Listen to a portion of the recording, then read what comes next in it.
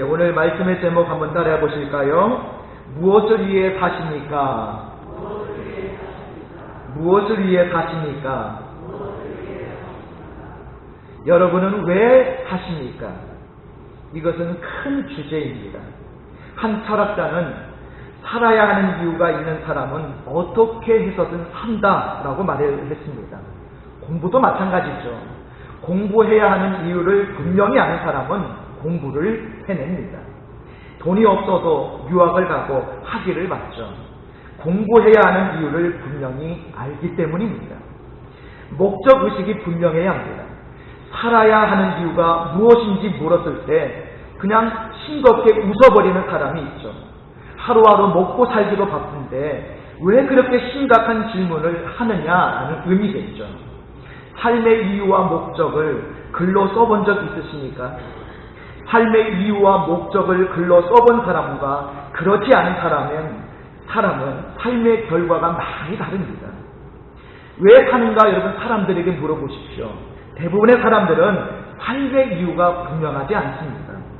이런저런 이유를 말하지만 그것에 대한 깊은 확신이 없습니다.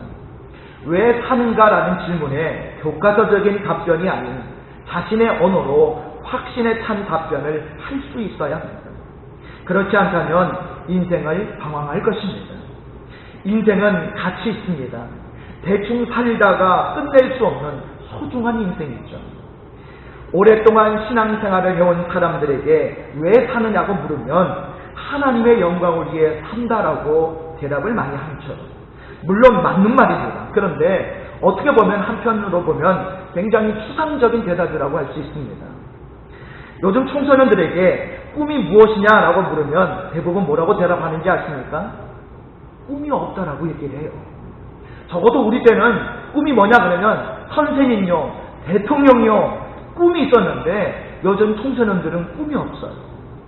여러분 서울 강북 지역에 사는 사람에게 꿈이 무엇이냐고 물으면 뭐라고 대답하는지 아십니까? 강남에서 사는 것이라고 이야기합니다.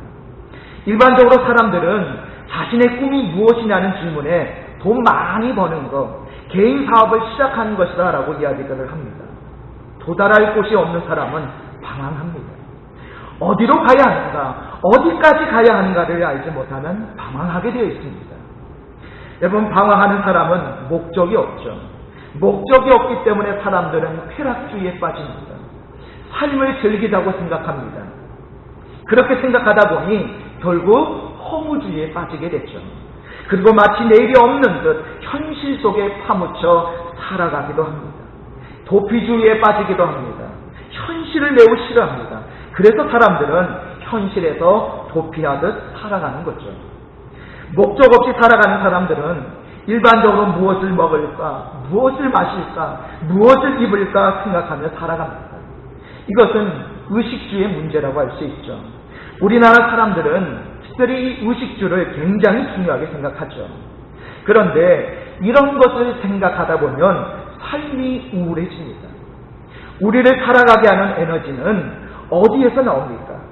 살아야 하는 이유에 대한 확신이 있어야 합니다. 사람들이 왜 죽고 싶어 할까요?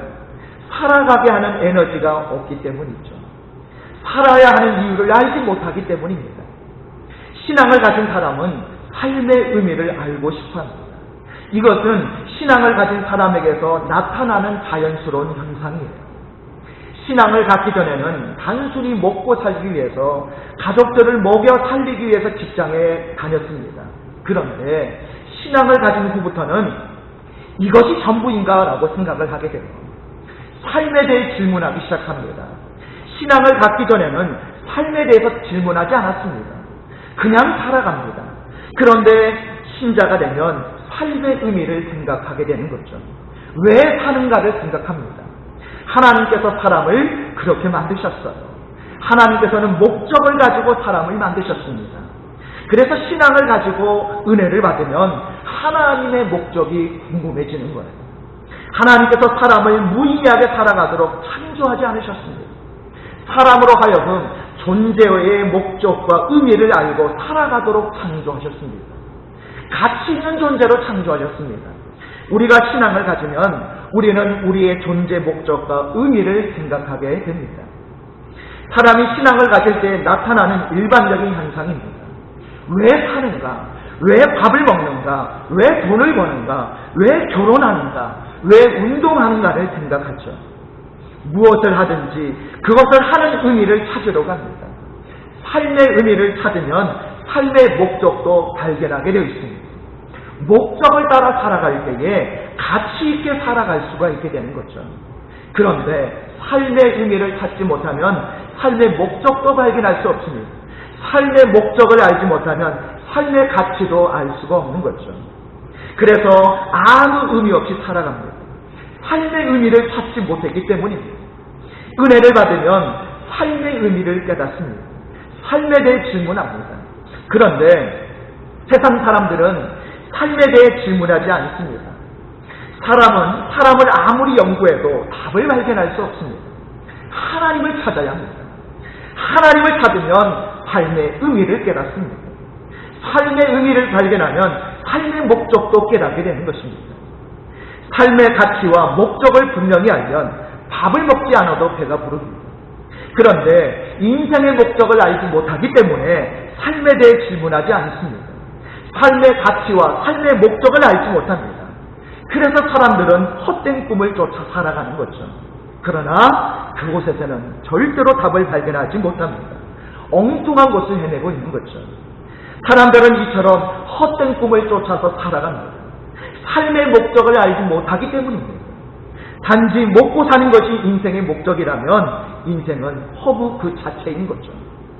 삶의 에너지를 어디에 쏟아야 하는지 알 수 없습니다. 무엇이든 그것을 만든 목적이 있죠. 목적에 따라 사용되어질 때에 진정한 가치가 있는 거죠. 많이 사용될 때에 가치가 발생하는 거죠. 사람도 마찬가지입니다. 아낌없이 쓰임받는 것이 좋습니다. 저는 말씀을 전할 기회가 많죠. 그래서 계속 말씀을 준비해야 되는데요. 이렇게 아낌없이 쓰임받는 것이 바로 그게 은혜요 복인 줄 믿습니다. 성경은 삶의 목적을 우리에게 정확하게 알려주고 있죠. 그러므로 구원받은 사람들은 목적의식이 뚜렷합니다. 오늘 본문에서 예수님께서는 삶의 이유와 이 세상에 오신 목적을 명확하고도 분명하게 우리에게 말씀해 주고 계셔요.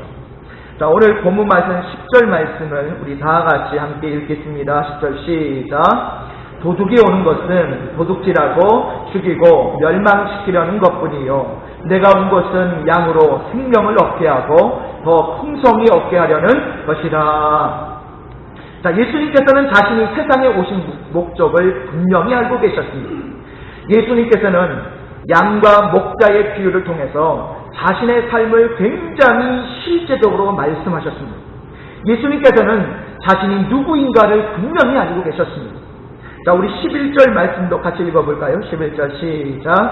나는 선한 목자라. 선한 목자는 양들을 위하여 목숨을 버리거니와. 예수님께서는 존재의식을 분명히 가지고 계셨어요. 예수님께서는 자신의 목숨을 어디에 사용해야 하는가를 아셨습니다. 자신이 누구인가를 아는 사람은 자신이 어떻게 살아야 하는가를 압니다. 요한복음 5장 30절에 보면 예수님께서 이런 말씀을 하셔요. 내가 아무것도 스스로 할 수 없노라. 듣는 대로 심판하노니 나는 나의 뜻대로 하려 하지 않고 나를 보내신 이의 뜻대로 하려 함으로 내 심판은 의로우니라 라고 말씀하셨습니다.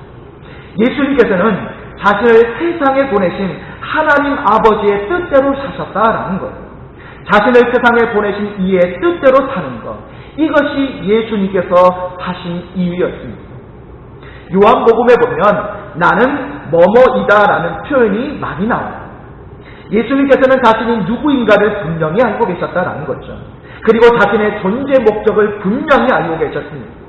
예수님께서는 삶의 목적, 삶의 이유를 분명하게 알고 계셨습니다. 그리고 자신이 어디에 생명을 바쳐야 하는가를 정확하게 알고 계셨습니다. 예수님께서는 분명한 삶의 목적과 이유를 가지고 이 세상에 오신 것이죠. 사도행전 20장 24절에 보면 사도 바울이 이런 말을 합니다. 내가 달려갈 길과 주 예수께 받은 사명 곧 하나님의 은혜의 복음을 증언하는 일을 마치려 하면은 나의 생명조차 조금도 귀한 것으로 여기지 아니하노라 라고 말씀하고 있습니다. 바울은 자신이 달려갈 길, 자신이 살아야 하는 이유를 분명하게 알았습니다. 삶의 목적과 이유, 삶의 방향을 정확하게 알고 있었습니다. 그래서 바울은 그것을 위해 자신의 생명을 기꺼이 바쳤죠. 머뭇거리지 않았습니다. 주저하지 않았습니다. 애매하게 행동하지 않았습니다. 사는 이유를 분명히 알면 그것을 위해 목숨도 내놓을 수 있는 거죠. 목숨을 걸 일을 발견하고 사는 사람은 정말 행복한 인생인 거예요. 삶이 강력하게 되어 있습니다. 그런데 목숨을 내놓고 사는 사람은 많지 않습니다. 왜요? 목숨을 내놓는 것이 두려운 일이기 때문이죠.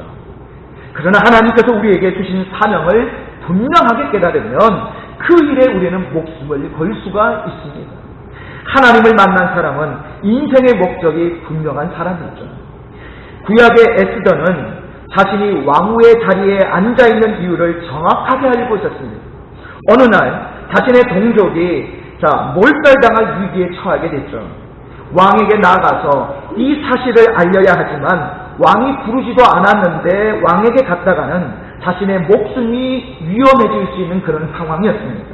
이때 모르드게는 이 에스더에게 이런 말을 하죠.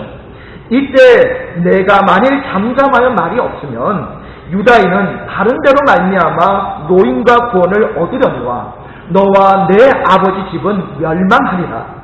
내가 왕후의 자리를 얻은 것이 이때를 위함이 아닌지 누가 알겠느냐라고 말을 합니다.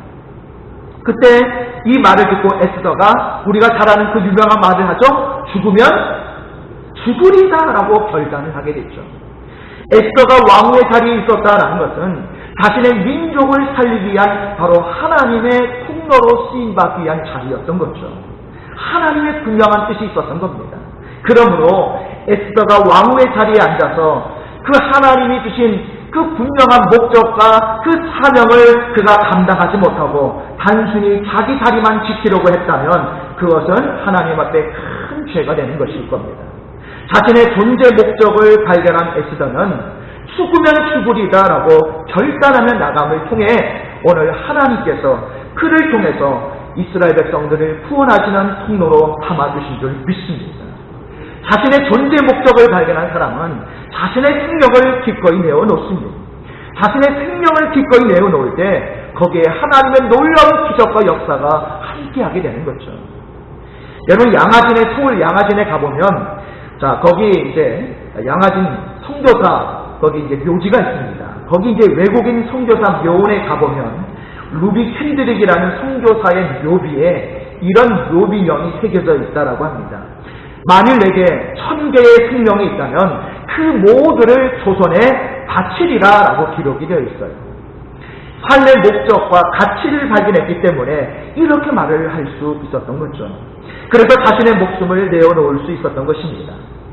이처럼 삶의 목적과 가치를 발견하면 삶의 의욕이 생기고요. 기쁨이 넘칩니다. 삶의 근거가 분명하기 때문이죠. 무엇을 하든 방향이 참 중요한데요. 방향을 놓치면 우리는 갈팡질팡하게 됐죠. 방향 감각이 있는 사람은 헤매다가도 금방 자리를 잡습니다. 사명은 삶의 방향이라고 할 수 있어요. 사명은 살아갈 근거를 제공해 줍니다. 사명을 분명히 아는 사람은 여러분 사명을 따라 살아가게 되어 있습니다. 여러분 알다시피 다니엘은 포로의 자리에서 총리가 된 사람이 아닙니까? 다니엘은 자신이 포로가 된 이유와 총리가 된 이유를 분명히 알았죠. 그래서 다니엘은 뜻을 정했습니다. 그래서 자신을 죽이려고 하는 온갖 중상모략과 위기의 상황 속에서도 끝까지 자신의 뜻을 굽히지 않았죠. 다니엘은 그 일에 자신의 생명을 내걸었습니다. 다니엘은 왕외에 어떤 신에게나 어떤 사람에게도 무엇을 구하거나 기도하면 사자굴에 던져진다는 것을 알았으면서도 불구하고 하나님께 평소대로 기도했던 사람이죠. 다니엘은 이 기도하는 일에 생명을 내어 걸었습니다. 삶의 목적을 발견했기 때문이죠. 주님과 같은 목표를 가지고 살아가는 인생, 주님과 같은 방향으로 걸어가는 인생이 정말로 성공한 인생이고 복된 인생인 줄로 믿습니다.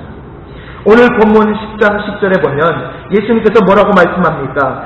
내가 온 것은 양으로 생명을 얻게 하고 더 풍성히 얻게 하려는 것이다 라고 말씀하고 계시죠. 우리의 삶의 목적과 삶의 방향은 하나여야 합니다. 우리는 예수님께서 이 땅에 오신 이 목적을 우리가 그대로 계승해야 하죠. 그것이 무엇입니까? 바로 생명을 살리는 거예요. 하나님의 아들이 왜 귀중한 생명을 왜 바치셨습니까? 많은 생명을 건지기 위해서죠. 예수님께서는 많은 생명을 구원하시기 위해서 십자가에서 피를 흘리셨습니다. 저주 아래에 있는 인간을 구원하시기 위해 저주와 속박으로부터 건져내어 여러분 생명의 길로 인도하시기 위해서 예수님께서는 자신의 생명을 내놓으셨던 것입니다. 2001년 9월 11일 미국에서 발생한 9.11 테러 사건으로 인해서 많은 사람이 죽었죠. 그때 아들을 잃은 어느 아버지가 TV 프로그램에 출연을 하게 됐어요. 그는 그 TV 프로그램에 출연해서 이런 말을 했습니다.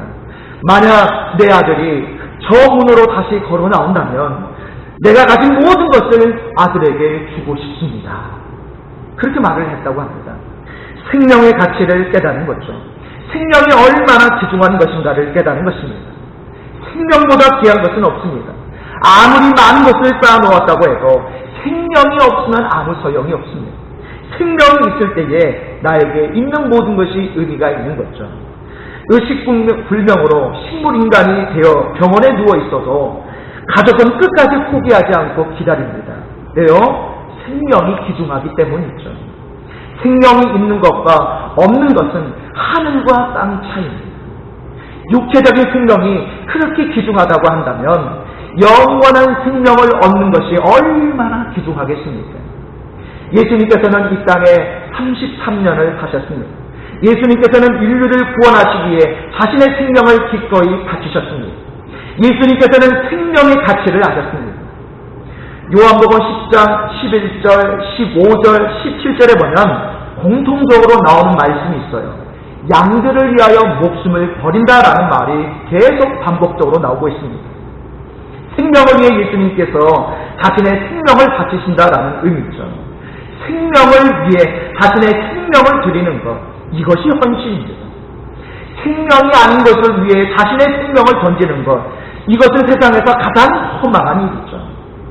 하나님께서 예수 그리스도의 피값으로 우리에게 주신 생명을 여러분 아무데나 바쳐서는 안 됩니다. 우리는 영원한 생명을 살리기 위해 우리의 생명을 사용해야 할 줄 믿습니다. 무가치한 일을 위해 우리의 생명을 결코 사용해서는 안 되는 거예요. 시간, 건강 등 우리가 가진 모든 것은 또 다른 생명을 살리는 일에 사용되어져야 합니다.